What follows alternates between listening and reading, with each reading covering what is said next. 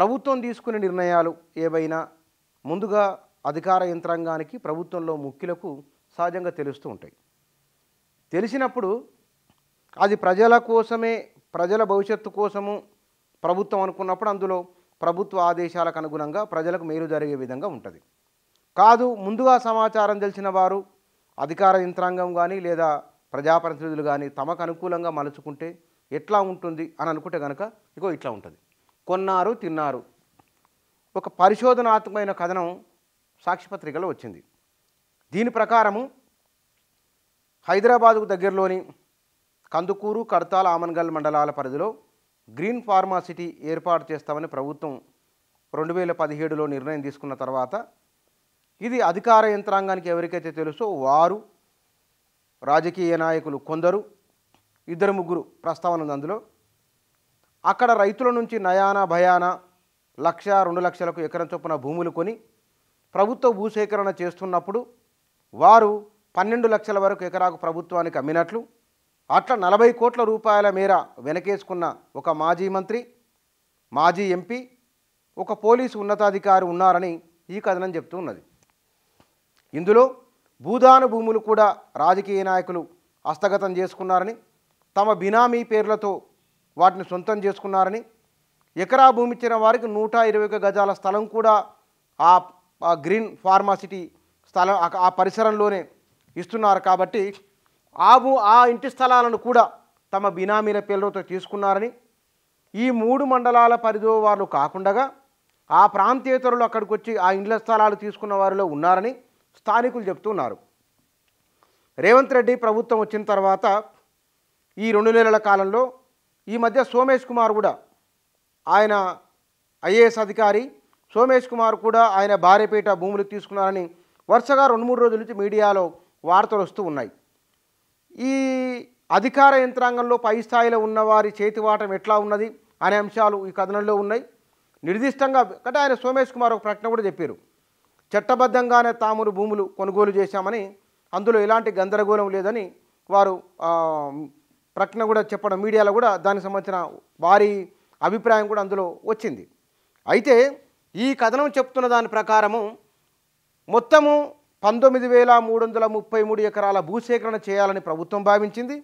అందులో 12,300 ఎకరాల వరకు సేకరించిందని, ఇందులో ఇక్కడ ఫార్మాసిటీ వస్తుందని చెప్పడంతో దేశ విదేశాలకు చెందిన 500 కంపెనీల వరకు పైగా అక్కడ పెట్టుబడులు పెట్టేందుకు వచ్చినాయి. దీంతోపాటు అక్కడ రియల్ ఎస్టేట్ కూడా పెరుగుతుందని ఒక వాతావరణం వచ్చింది. దీంట్లో బఫర్ జోన్ ఉన్నదని, ఈ బఫర్ జోన్కు అవతల ప్రాంతాల్లో రియల్ ఎస్టేట్ పెరుగుతుందని ఒక చర్చలు కూడా జరిగినాయి. ఈ సందర్భంలో అక్కడ ప్రభుత్వ భూములను, రైతుల నుంచి తీసుకున్న భూములను ప్రభుత్వానికి ఎక్కువ ధరకు అమ్ముకొని కొంతమంది లబ్ధి చేకూరింది కొంతమందికని. ఈ విషయంలో ప్రభుత్వం ఎట్లా వివరించబోతున్నది? రేవంత్ రెడ్డి ప్రభుత్వం చూసి చూడనట్లు వదిలేస్తుందా? కరుణిస్తారా? వాళ్ళ విషయంలో కఠినంగా వ్యవహరిస్తారా? ఏం చేస్తారనేది కూడా చర్చ ఆ ప్రాంతాల్లో ఈ కడతాలు, కందుకూరు, ఆమన్గల్ మండలాల పరిధిలో జరుగుతున్నది. రెవెన్యూ ఆర్డీఓ ఆ పరిధిలో పనిచేసిన ఆర్డీఓతో పాటు మరికొందరు కూడా ఇందులో ఉన్నారనేది ఉన్నది. ఇందులో కొన్ని ముఖ్య అంశాలు చెప్తాను నేను. గ్రీన్ ఫార్మాసిటీ ఏర్పాటు అవుతోందనే విషయం తెలియగానే పావులు కదిపిన ఉన్నతాధికారులు, నాయకులు రంగారెడ్డి జిల్లాలో నక్కర్త, మేడిపల్లి, కొత్తపల్లి, కురిమిద్ద, తాడిపర్తి తదితర గ్రామాల్లో వ్యవసాయ భూములపై కన్ను. రైతులు మభ్యపెట్టి బెదిరించి కుటుంబ సభ్యులు బినామీల పేరిట తక్కువ రేటు కొనుగోలు. పట్టా భూముల పక్కనే ఉన్న ప్రభుత్వ భూములు కూడా తమ ఖాతాల్లో జమ. భూసేకరణ సమయంలో 10 ధరకు సర్కారుకు అప్పగింత. కోట్లకు పడగలెత్తిన ఓ మాజీ ఐపీఎస్ సహా పలువురు అధికారులు, ప్రజాప్రతినిధులు. మాజీ సీఎస్ భూ కొనుగోళ్లపై సర్కారు ఆరా, రికార్డులు స్వాధీనం. ఇది ఆ మొత్తం ఆ కథనంలో ఉన్న అంశం. దీంట్లో మరిన్ని విషయాలు కూడా ఉన్నాయి. అంటే ఇక్కడ ఒక ప్రభుత్వము, ఒక ప్రాజెక్టు లేదా ఒక పరిశ్రమ ఏ ప్రాంతంలో వస్తున్నదో దానికి సంబంధించిన సూత్రప్రాయంగా, సూచనప్రాయంగా కొన్ని విషయాలు తెలుస్తాయి. ఆ తెలిసినప్పుడు ఈ విధంగా ఉంటుందనడానికి ఉదాహరణ. ఇక్కడ మరిన్ని వివరాలను చూడండి. ఓ మాజీ ఐపీఎస్ రైతులను బెదిరించి ఓ మాజీ ఐపీఎస్ అధికారి నక్కర్త, మేడిపల్లి, కొత్తపల్లి గ్రామాల్లో దాదాపు 400 ఎకరాలకు పైగా వ్యవసాయ భూములను బినామీ పేర్లపై కొనుగోలు చేశారు. 2012 నుంచి 2016 మధ్య కాలంలో జరిగిన లావాదేవీల్లో భాగంగా ఎకరా లక్ష నుంచి 2.5 లక్షల లోపే కొనుగోలు చేశారు. ఆయా గ్రామాలకు 5-6 కిలోమీటర్ల దూరంలో ఉన్న వ్యవసాయ భూములను విక్రయించడానికి స్థానిక రైతులు కొందరు నిరాకరించినా బినామీల ద్వారా రైతులను బెదిరింపులకు గురి చేసి భూములు అమ్మేలా ఒత్తిళ్లు తెచ్చినట్లు ఆరోపణలు ఉన్నాయి.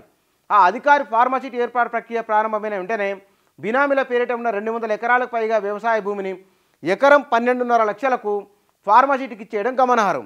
కురిమిద్ద, తాడిపర్తి, నానక్ నగర్ గ్రామాల్లో కూడా వ్యవసాయ భూములు కొనుగోలు చేసి కొందరు అధికారులు, ప్రజాప్రతినిధులు వాటిని ఫార్మాసిటీకి ఇచ్చేసి నష్టపరిహారం కింద కోట్లు సంపాదించారు.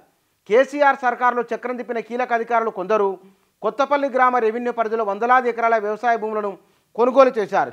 అప్పట్లో కొత్తపల్లి గ్రామ రెవెన్యూ పరిధిలోని దాదాపు 300 ఎకరాలకు పైగా పట్టా భూమిని ఫార్మాసిటీకి తీసుకోవాలని రియల్ ఎస్టేట్ వ్యాపారులు ప్రభుత్వాన్ని కోరుతూ లేఖలు ఇవ్వడం గమనార్హం. కాగా తక్కువ ధరకు వ్యవసాయ భూములు కొనుగోలు చేసి అధిక ధరలకు ఫార్మాసిటీకి అప్పగించిన ఉన్నతాధికారులు, ప్రజాప్రతినిధుల పేర్లపై మీర్ఖాన్పేటలోని HMDA వెంచర్లో అదనంగా ఎకరాల కొద్ది ప్లాట్లు మంజూరయ్యాయి. Tadiparthi revenue survey number 104 468 survey నెంబర్లో 104 సర్వే నెంబర్లో 468 ఎకరాల భూమి ఉంది. దాని యజమానులు అప్పట్లో 250 ఎకరాలను భూదాన బోర్డుకి ఇచ్చారు. సదరు భూమిని తమ పేరులో రికార్డులో నమోదు చేయాల్సిందిగా 2005లోనే భూదాన బోర్డు ప్రభుత్వానికి లేఖ రాసింది. అంటే ఉమ్మడి రాష్ట్రంలో. ఆ మేరకు పహానీలను నమోదు చేశారు. అయితే ఓ మాజీ మంత్రి, మరో మాజీ ఎంపీ ఈ భూములను తమ బినామీ పేరున కొట్టేశారు. అంతేకాదు కొండలు, గుట్టలతో కూడిన ఈ భూమి సాగులో ఉన్నట్టు చూపించారు. భూసేకరణలో భాగంగా ఈ భూములను ఫార్మాసిటీకి అప్పగించి ఎకరానికి 16 లక్షల చొప్పున నష్టపరిహారం పొందారు. ఇలా ప్రభుత్వం నుంచి 40 కోట్ల వరకు కొల్లగొట్టినట్టు తెలిసింది. అంతేకాదు మీర్ఖాన్పేటలో ఎకరానికి 121 గజాల ఇంటి స్థలాన్ని కూడా పొందారు. ఈ భూములకు ప్రభుత్వం నుంచి నష్టపరిహారం పొందిన వారిలో స్థానికులు కాకుండా ఇతర ప్రాంతాలకు చెందిన బినామీలే ఉండడం గమనార్హం. ఇట్లాంటి చాలా వివరాలు ఇందులో ఉన్నాయి. ఇంకా యాచారం మండలం కొత్తపల్లి రెవెన్యూ పరిధిలో సర్వే నెంబర్ 249-260లో 20 ఎకరాలు కొనుగోలు చేశారు. ఆ పక్కనే సర్వే నెంబరు 244 నుంచి 269 వరకు 125 ఎకరాలు తన కుటుంబ సన్నిహితులకు సంబంధించిన రియల్ ఎస్టేట్ సంస్థ పేరు కొనుగోలు చేయించారు. ఆ సమయంలో ప్రభుత్వంగా కీలకంగా బ్రాకెట్లో రాసినారు. 2016 నుంచి 2018 వరకు రెవెన్యూ ముఖ్య కార్యదర్శిగా, 2020 జనవరి నుంచి 2023 జనవరి వరకు సిఎస్గా పనిచేశారు. సాగుకు యోగ్యం లేని ఎవరు కొత్తపల్లి మాజీ సిఎస్ భూముల కొనుగోలు. మాజీ సిఎస్ సోమేష్ కుమార్ తన భార్య పేరున యాచార మండలం కొత్తపల్లి రెవెన్యూ పరిధిలో సర్వే నెంబర్లో ఈ భూములు ఉన్నట్లు ఆ వివరాలు కూడా ఇందులో ఉన్నాయి. అయితే రైతు బంధు పథకం కింద 14 లక్షల వద్దకు లబ్ధి పొందినట్లు కూడా ఆ అంశాలు ఇందులో ఉన్నాయి. అయితే ఈ నేపథ్యంలోనే ఇబ్రహీంపట్నం ఆర్డీఓ బుధవారం యాచారం తహసీల్దార్ కార్యాలయానికి చేరుకుని పలు రికార్డులను వెంట తీసుకెళ్లినట్లు సమాచారం. అయితే తాను నిబంధనల ప్రకారమే భూములు కొన్నారని, ఎక్కడా నిబంధనలు ఉల్లంఘనలకు పాల్పడలేదని సోమేష్ చెబుతున్నారు. ఇక్కడ వచ్చింది మాజీ ఐపీఎస్ భూములు ఇచ్చింది వాస్తవమే. ఓ మాజీ ఐపీఎస్ అధికారి నక్కర్త మేడిపల్లి కొత్తపల్లి గ్రామాల్లో దాదాపు 300 ఎకరాలు కొనుగోలు చేశాడు. ఎకరాకు 1 లక్ష నుంచి 2 లక్షల వరకు వెచ్చించాడు. ఫార్మాసిటీ ఏర్పాటు కావడంతో నక్కర్తి మేడిపల్లి గ్రామాల్లో కొనుగోలు చేసిన 200 ఎకరాలకు పైగా భూమిని ఎకరాకు 12.5 లక్షల చొప్పున ఇచ్చేశాడు.